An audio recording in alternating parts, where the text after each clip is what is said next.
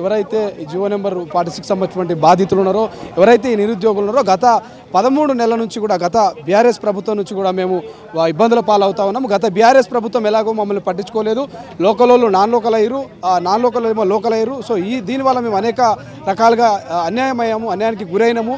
So గతంలో ప్రతిపక్షంలో ఉన్నటువంటి కాంగ్రెస్ పార్టీ మేము అధికారంలోకి వస్తే ఖచ్చితంగా జియో నెంబర్ 46 కావచ్చు, 317 సంబంధించినటువంటి ఆ ఇష్యూలను క్లియర్ చేస్తాం, ఖచ్చితంగా మీకు పూర్తి స్థాయి మద్దతు సహకారం ఇస్తామంటూ కూడా చెప్పినటువంటి పరిస్థితి. సో అనంతరం కాంగ్రెస్ పార్టీ అనుకున్న రీతిలోనే అధికారంలోకి వచ్చింది.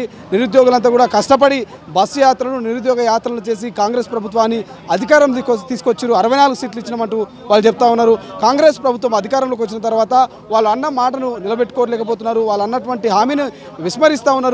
ఒక కమిటీని వేసిరు. శ్రీధర్ బాబు గారు కావచ్చు, మంత్రి పొన్నం ప్రభాకర్, ఇక దామోదర్ రాజనరసింహకు సంబంధించిన ఒక 4-5 మంది కమిటీ వేసిరు. ఆ కమిటీ సభ్యులను అంటే మంత్రులను అడిగితే కూడా అసలు మేము కమిటీలో ఉన్నామో లేమో అనేటువంటి ఒక క్లారిటీ కూడా వాళ్ళకి లేనటువంటి పరిస్థితి.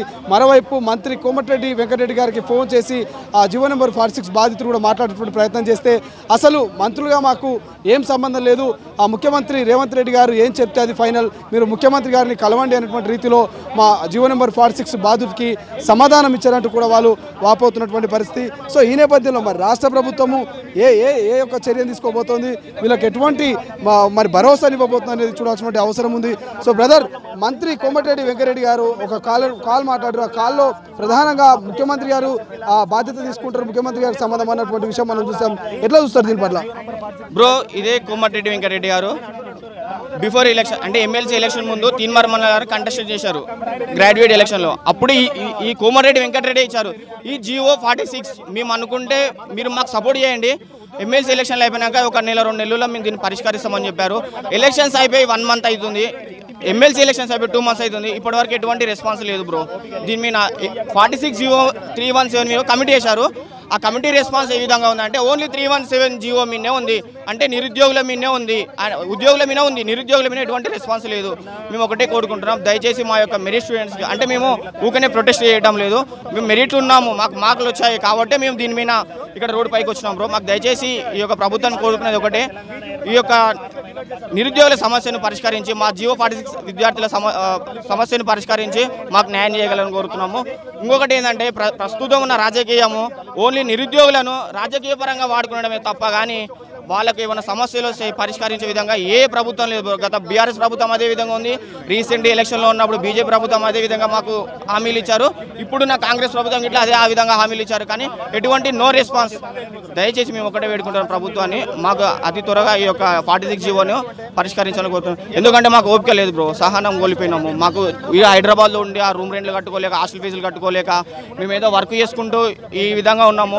మళ్ళీ నోటిఫికేషన్ వేస్తే కూర్చొని చదివే ఓపిక ఇట్లా ఎటువంటి ఇది మాకు లేదు.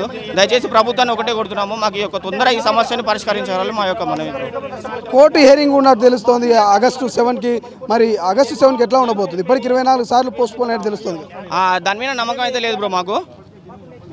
కోర్టుకు పోతాము, కోర్టు మెట్లు తొక్కుతాము, మళ్ళీ ఏమొస్తుంది పోస్ట్ పోన్, పోతాము తొక్కుతాము, మళ్ళీ పోస్ట్ పోన్. అంటే పోస్ట్ పోన్ ఎందుకు అవుతుంది మాకే తెలుస్తుంది. అక్కడ ఏజీ అటెండ్ కావాల్సిన ఏజీ కోర్టుకు వస్తారు, పక్క కోర్టులో ఉంటారు, కానీ ఇతరులు మా యొక్క బెంచ్ దగ్గరికి రానికే టైం ఉండదు అతనికి. అంటే ఇది ఏ విధంగా అర్థం చేసుకోవాలో మాకు ఇట్లా అర్థమైతే లేదు.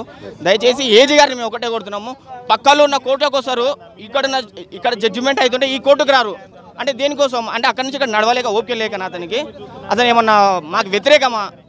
ఒకటే అంటే గెలుస్తారని వాళ్ళకి నమ్మకం ఉన్నప్పుడు 22 సార్లు వాయిదా ఎందుకు అవుతుంది బ్రో? 22 సార్లు వాయిదా అయిందంటే కారణం ఏంది? ఏజీ గారు అటెండ్ కాకనే 14-15 సార్లు వాయిదా ఉంటుంది. ఏజీ గారు ఓన్లీ ఏజీ గారు అటెండ్ కాకనే అంత నమ్మకం ఉన్న గవర్నమెంట్ అయితే ఏజీ గారిని ఒకసారి మా కోర్టు దగ్గరికి వచ్చి ఏజీ గారు అటెండ్ అయిననుకో మా సమస్య పరిష్కారం అవుతుంది. ఈవెన్ గెలుస్తాం, ఓడిపోయినా ఓడిపోతాం. అసలైన తొలి వెలుగు. ఫాలో వాట్సాప్ @తొలి వెలుగు official.